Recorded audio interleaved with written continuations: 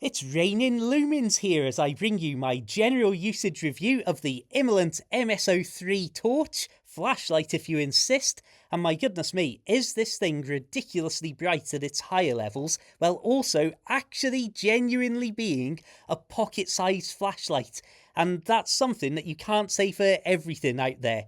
I want to make it clear right now that this is not a sponsored video, this hasn't been sent to me, I bought this myself from Amazon. And without further ado, we'll have a quick run through of the actual device itself, and then just loads and loads of footage of it in action and its ridiculously bright 13,000 lumen mode, because I know that's all that everybody really wants to see. So like I say, you can see it's small, it's lightweight, but my goodness, it delivers the power.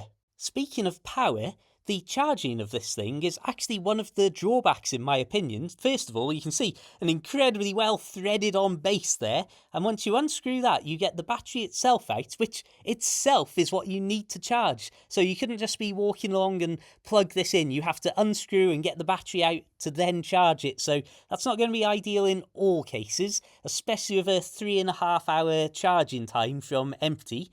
But I do want to point out this little handy carry case is actually useful because of the small size and weight. You can actually use this on your belt or various other places. It's not like some of the bigger torches I've had where they're just simply too big and too heavy and will yank down at your belt or your bag and so on.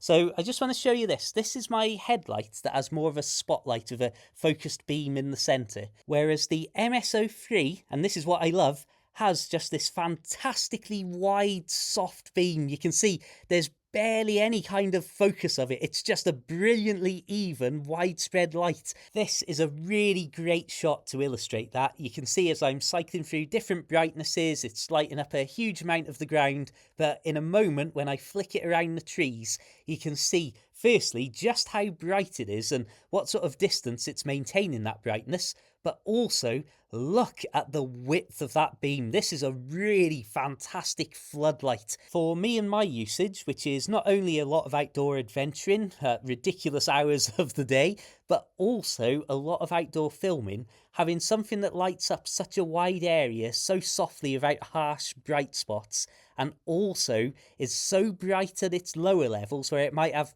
2 hours of battery life at say 1300 rather than 13,000 lumens, it's just absolutely brilliant. I just want to briefly talk about day-to-day use of a flashlight like this before we have a look at some of the lumen levels and alleged battery life and so on. As you might have gathered, this isn't a deep technical review from an electronics expert. It's just a random person who likes spending a lot of time outdoors, even in the winter. So that 13,000 lumen turbo mode is something that I love using and making short form clips from. But the reality is, in normal usage, you're using those lower and medium settings most of the time. Certainly in my case, I am. And then when I'm doing my filming, if I want to light up the background, I can put it on one of the medium settings and know that I've got ages to stand in front of it and film. If I want to light myself up from the front really bright against the background, a similar thing there. I'm not under time constraints thinking the battery's going to run out really quickly at those lower levels. The 13,000 lumen turbo mode, for example, is only meant to last 45 seconds, give or take. And I've noticed that when I've been putting it in turbo mode, when the torch is already very, very hot from previous uses, it will really quickly drop down, and it might only be say 30 seconds or so that it's in that full turbo mode. And if you watch closely here, you'll actually see right now on screen that it's getting dimmer and dimmer, even though you can see clearly the button hasn't been pushed. That's just the climb down in lumens due to the extreme heat that's being generated and obviously protecting the battery and all of the components of the flashlight. Speaking of battery life, I just want to point something out, which I don't know, I'm not technical and I don't understand these things, but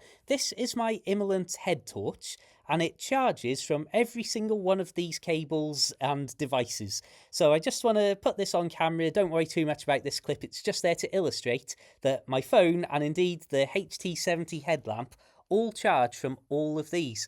Yet, the battery for the MS03, in fact, doesn't charge off either of the ports on the Apple charger. It doesn't charge off the next one. It does charge off the next one, if I'm remembering correctly, Don't worry too much about it being a red or a green light, it's because the battery was actually full. But you can see what my issue is here, especially as I use the battery packs, that very often I'll take one of these out and I'll only need one cable with me to charge both my phone and my headlamp.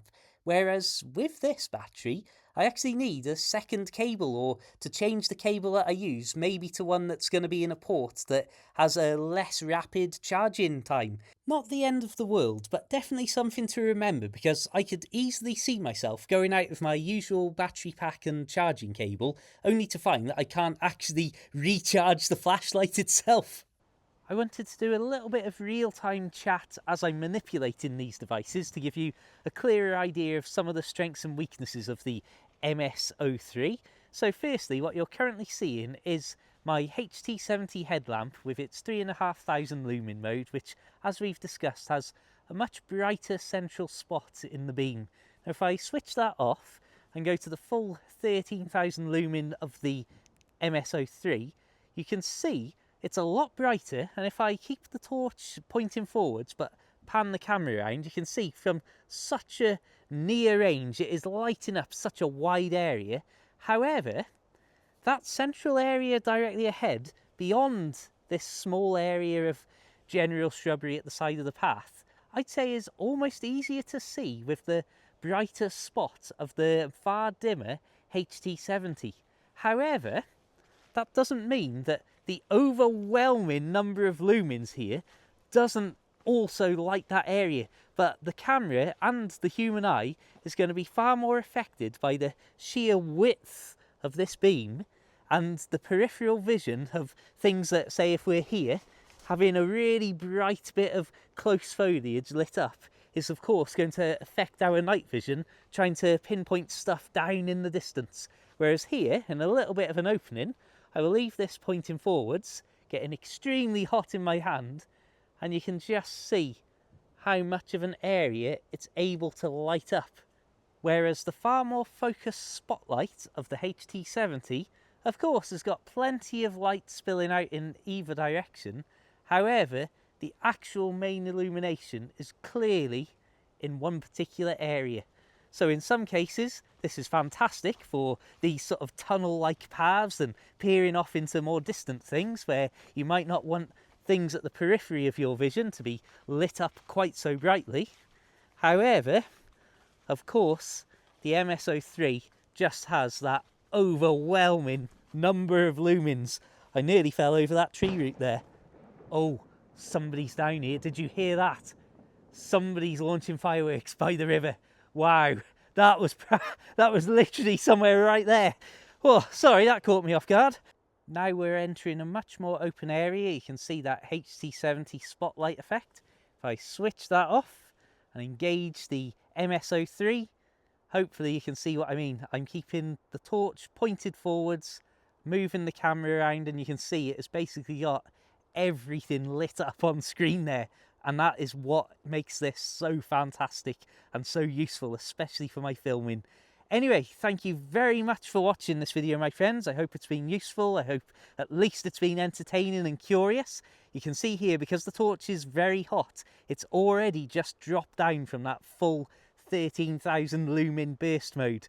I'd like to thank everybody for tuning in. If you're interested in one of these flashlights or some of my others, I'll leave some Amazon associate links down below.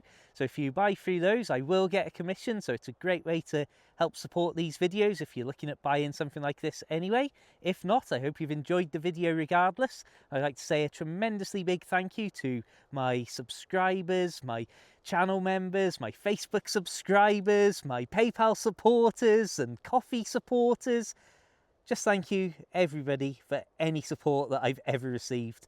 After such a terrible month that I've had, and all of the chaos going on with my dad being in and out of hospital, and hopefully that's all sorted now, I just once again like to thank everybody for some absolutely heartwarming, exceptional support that has really, well, made things an awful lot better over a very bad time.